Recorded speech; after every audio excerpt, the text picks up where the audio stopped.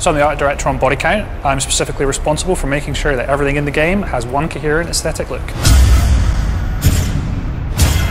So in Bodycount, you've landed in a really torn up, war-torn world. It's an old world, it's a dying world. It's a very unusual way to start a game, and we drop the parachute into what's effectively a very old sort of British colonial style town. And from that point on, all of the different stages that you go through are completely different to the last one. The environments in Bodycount are very fantasised, but they're also very bright and vibrant. We've used the entire colour wheel in the game. We go all the way through it, from hot, polluted, yellowy green Africa, through a sort of midnight neon Asia, and then into the belly of the beast at the end, where we set you against the target in a very fiery, hellish cauldron. I wanted the colour to sort of match the mood. So you begin the game in Africa with yellows, and as that begins to get a little more sinister and, bloodthirsty and more torn apart, it begins to get a little more toxic. And then after that, the pacing of the game moves on to more dark and sinister things. And it was important for me that all these locations that we went to and visited, they had a sort of natural feel to them, and there was a visual narrative to a lot of the stages. I wanted to tell stories. It was important for me to make the world seem believable. So you'll see where the compound's been overrun like Zulu and people have smashed the bus through the door to get in, and this all goes towards explaining why a lot of the environments are abandoned and derelict. There's nothing left there other than war, so there's no moral ambiguity about killing absolutely everybody. So you're a soldier fighting for an organisation known as the Network. You think that you're being sent in to fight the good fight and mop up the conflicts around the world that the governments of the world don't want to take care of themselves. Now, as you get through the first act, it becomes apparent that someone else has been poking the hornet's nest and there's something else going on here. And that's where we introduce the target. The target are the real threat, they're the real bad guys. So Target's style and philosophy and their presence in the world is really sort of a dystopian, evil, really oppressive.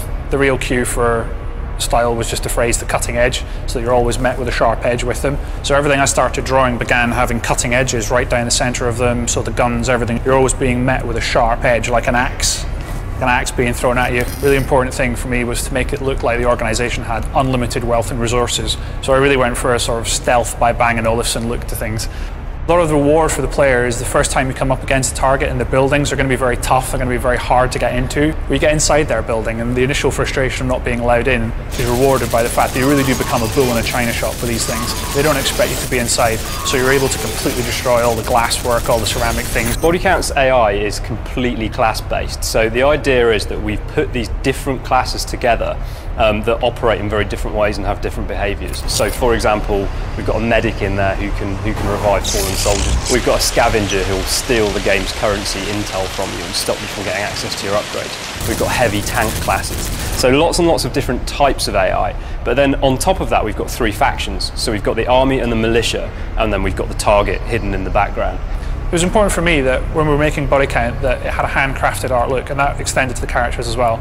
Each of the factions have their own unique sort of signature colours, and all of those characters are sort of styled and branded to be very different. Now, whenever these factions meet each other in the battlefield, they'll fight in a completely dynamic way, and that class-based behaviour on both sides will dictate how that battle plays out. It's different every time, and it's going to be a different experience for you each time you go in and attack that firefight. A lot of Bodycount's uniqueness comes from the way in which we've used shredding and destruction, so we're not using it for set pieces, we're actually using it in the second-to-second experience. To be able to go into a world that looks really nice and it's really aesthetically pleasing, and then actually start destroying that world and smashing it to pieces is just really satisfying.